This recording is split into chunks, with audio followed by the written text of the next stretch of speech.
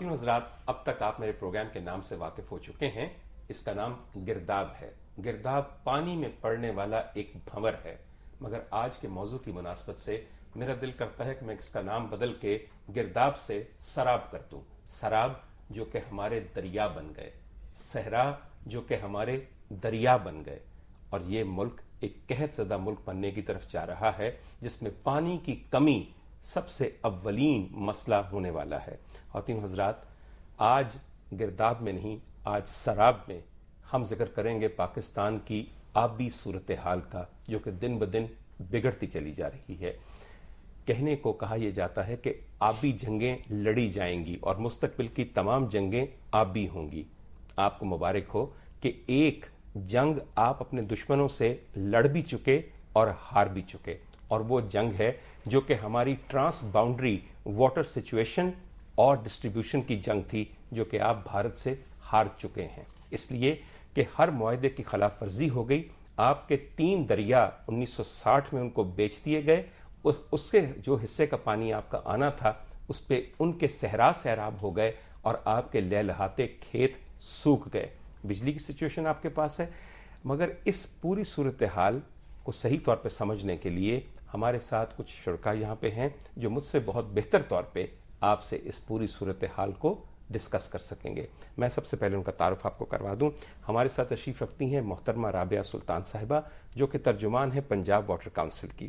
ان کے ساتھ تشریف رکھتے ہیں سید جماعت علی شاہ صاحب، جو کہ انڈس واٹر کمشنر ہیں. اور آخر میں ہمارے ساتھی اور محترم تشریف رکھتے ہیں جناب ابراہیم مغل صاحب، جو کہ ایگری فورم آف پاکستان کے چیئر پرسن ہیں، جس کا تعلق بنیادی طور پہ زراعت، اریگیشن، بجلی وغیرہ سے ہے. میں سب سے پہلے آپ لوگوں کو عرض کروں کہ ہم موسم بہار میں مل رہے ہیں. آج کل ایک جشن بہارا منایا جا رہا ہے، اور چند دنوں میں ہم ایک آدھ دن کے اندر 22 مارچ کو ورلڈ واٹر ڈے منائیں گے. دنیا کے تمام ممالک پانی کے اپنے ذخائر اور اپنی اویلیبلٹی کی خوشیاں منائیں گے. رابعہ بہن، ہم ورلڈ واٹر ڈے پہ کیا منائیں گے؟ بہت شکریہ ڈاکٹر صاحب، آپ نے یہ بڑا اہم سوال پوچھا کہ جو 3 روز بعد ہم خوشیاں منائیں گے تو کیا پاکستانی ہونے کے ناطے ہم کس چیز کے شادیانے بجائیں گے اور کس چیز کی خوشی منائیں گے؟ 1960 میں 3 دریا بیچنے کی خوشی منائیں گے اور اس وقت ڈیم نہ بنانے کی خوشی منائیں گے؟ مجھے تو بہت افسوس ہو رہا ہے. میں ایک آپ کو فگر کوٹ کروں کہ پچھلے 25 سالوں میں ہم نے تقریباً 985 ملین ایکڑ فٹ پانی سمندر کی نظر کر دیا، بہا دیا، اس کی نظر کر دیا، ضیاء کر دیا جو قدرت نے ہمیں دیا تھا. اور یہ اگر اس کی ہم اکنامک ورتھ نکالنے چلیں تو یہ بلینز آف ڈالرز ہے. اور دوسرے جو ہمارے 9 کنال ایوریج ہم وڈرالز کر سکتے تھے ربی میں، یہ اس کے برابر ہے. تو آپ یہ دیکھیں کہ ہم کیا یہ خوشی منانے چلیں اور ہر سال ہم on an average 40 million acre foot پانی سمندر کی نظر کیے چلے جا رہے ہیں.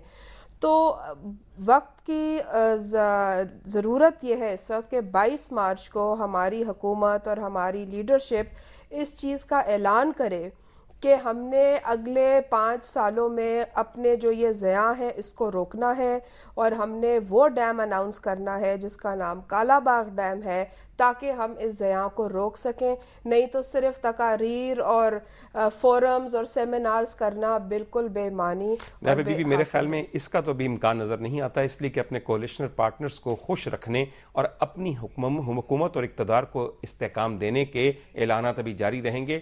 اس ملک کی پیاس اور اس ملک کے بڑھتے ہوئے قحط پہ شاید ابھی حکومت وقت کوئی نگاہ نہ ڈالے. ابراہیم مغل صاحب، بڑے بڑے فگر انہوں نے کوٹ کیے ہیں. جب بھی بلینز کی بات آتی ہے تو میرے تو کان کھڑے ہو جاتے ہیں کہ اچھا کسی وزیر یا کسی محکمے کی کرپشن پکڑی گئی.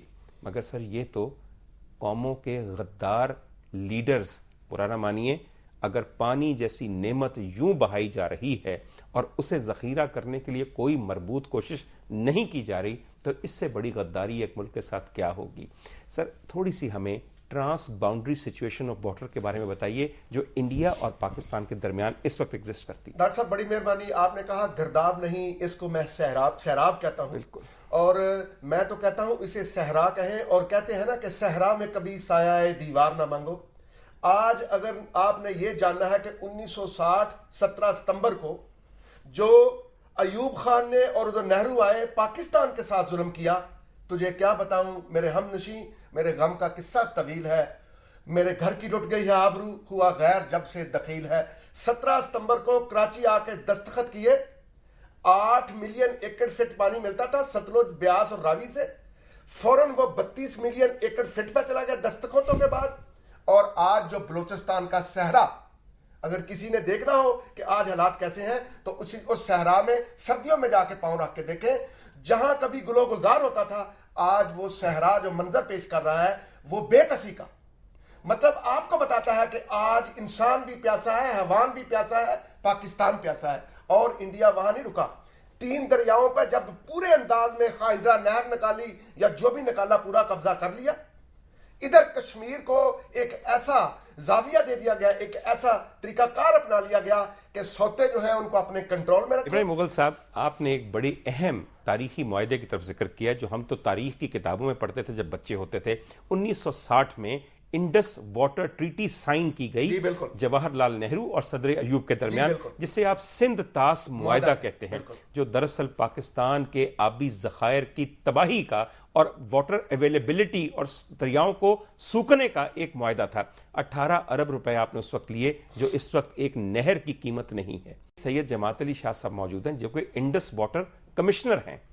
کیا میں یہ کہوں کہ بگلی ہارٹ ڈیم بنا تو اس معاہدے کے خلاف بات نہیں گئی؟ ڈاکٹر صاحب بہت شکریہ آپ نے اس پروگرام میں مدعو کیا ہے. اب ظاہر ہے کہ دنیا میں کرائسز آتی ہیں, ڈسپیوٹس ہوتی ہیں, ڈسپیوٹس کے بعد ریزولوشن کے لیے آپشنز ہوتے ہیں. اگر ایکسپرٹس لوگ یا اس وقت لوگ جو موجود تھے اور ابھی بھی شمس الملک جیسے لوگ موجود ہیں جو کہ اپنی ارلی ایجز میں واٹر سیکٹر میں آئے, جی, ان سے اگر آپ پوچھیں تو وہ یہی کہتے ہیں کہ لمیٹڈ آپشن جب ہوں, جب کنسٹینٹس ہوں, تو اپنی ٹرم پر معاہدے نہیں ہوتے, دوسرے لوگوں کی ٹرم پر معاہدے ہوتے ہیں. تو اسی لیے میں باہر یہ کہہ چکا ہوں کہ یہ it was not a happy marriage. لیکن یہ تو بات ہو گئی. آپ اس بات کو برا نہ منائیے گا, اس شادی کا یہ رشتہ کس کمبخت نے کروایا جس میرج کے نتیجے کے اندر اولاد نہیں افریت پیدا ہوا ہے پیاس کا؟ آج کھل کے یہ بات کریں. نہیں بات یہ ہے ڈاکٹر صاحب, سر if it was not a happy marriage, why couldn't you see کہ یہ آپ کی مرضی کی شادی نہیں ہے, آپ پہ ٹھونسا جا رہا ہے یہ نکاح؟ ڈاکٹر صاحب بات یہ ہے کہ اسی لیے میں نے گزارش کی ہے کہ اس وقت آپشن ہمارے پاس کیا تھے. میں یہ بتانا چاہتا ہوں کہ پاکستان کا پوائنٹ آف ویو کیا تھا اس وقت جب یہ پانی بند کیا گیا انڈیا کی طرف سے. کوئی ملک ٹھیک ہے آپ نے دریا بھی بیچتا ہے. صحیح بات ہے, میں تھوڑا سا میں تو جا سکتا سر مجھے ایک چھوٹی بات, میں آپ کی بات سمجھتا ہوں, آپ کی مجبوری سمجھ گیا. ابراہیم مغل صاحب, کیا دنیا میں کسی ملک نے اپنے 3 دریا بھرے ہوئے کسی اور ملک کو کبھی بیچے ہیں؟ ڈاکٹر صاحب یہ اصل میں رونا کیا ہے, شاہ صاحب جو فرما رہے ہیں ہمارے لیے قابل احترام ہے, لیکن وسٹ کم وسٹ کیا ہوتا اگر یہ معاہدہ نہ ہوا ہوتا تو آج جیسے حالات پھر بھی نہ ہوتے. بالکل صحیح بات ہے. کیونکہ اگر آپ کا ستلج راوی بیاس بند نہ ہوا ہوتا, میں تو کہتا ہوں آپ ٹرین پہ بیٹھ کے اگر آپ میں ویسے ہمت نہیں ہے ذرا اس علاقے کا ملاحظہ تو کریں کہ اس علاقے میں مل کر رہا ہے. میں صرف یہ کہنا چاہتا ہوں کہ دنیا میں کیسا بھی دباؤ کیوں نہ ہو, کیا کسی خاندان کا سربراہ اپنے بچوں پہ پانی بند کر کے یزید کی روایت کو زندہ کرے گا جو ہمارے حکمرانوں نے کیا, اور پھر اس کے لیے توجیحات ہیں کہ ہم پہ کنسٹرینٹس تھے؟ حضور والا اس پہ غور کیجئے. چھوٹی سی بریک ہے اور ہم دوبارہ آ رہے ہیں.